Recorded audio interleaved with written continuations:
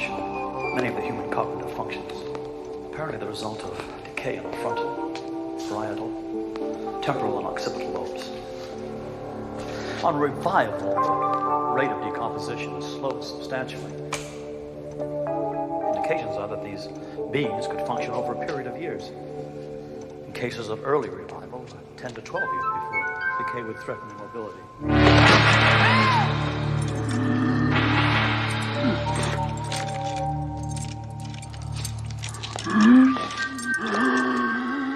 The brain is the engine, Sarah, the motor that drives them. They don't need any blood flow, don't need any of their internal organs.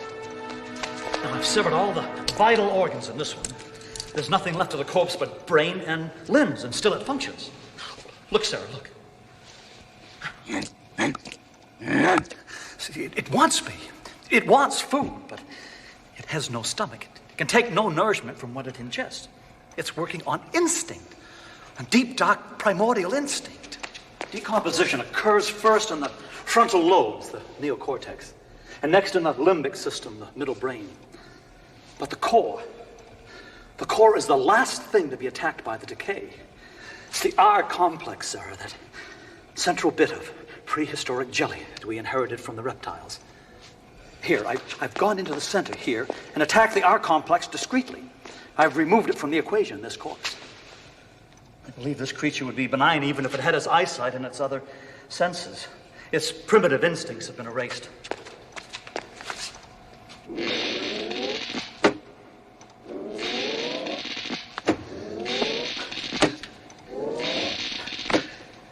It still has motor function. Probably still has powers of deliberation.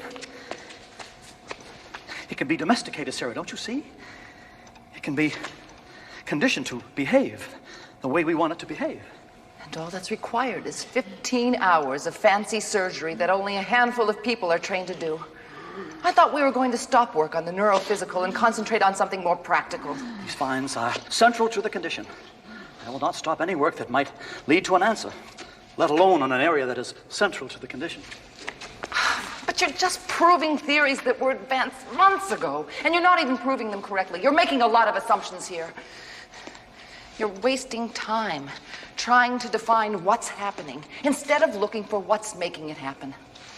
And just slicing up too many specimens. It's extremely dangerous to go up on top and round them up in the wild, where we can't control them. What happened to this one? It was too unruly. I couldn't handle it. I had to destroy it. We can still get information from it. Dr. Logan, we are losing the cooperation of the men. I'm not even sure they'll go up top when we run out of the specimens we already have. I'm not sure they won't just try to shut us down completely. Well, I'll show them results. I'll show them results. I'll show them that these creatures can be domesticated even without the surgery. Knowing what they are, we can begin to approach them properly, condition them, control them. We've got to do this, sir. It's our only hope.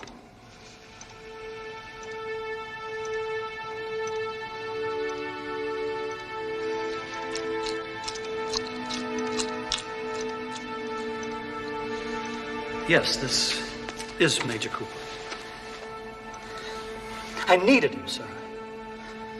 He's helping us more now than he ever did when he was alive. But I saw the grave. They buried one of the specimens. Jesus God, Logan. Do you know what they'll do to you if they find out about this? Do you know what they'll do to all of us? They'll never find out. He can't be recognized.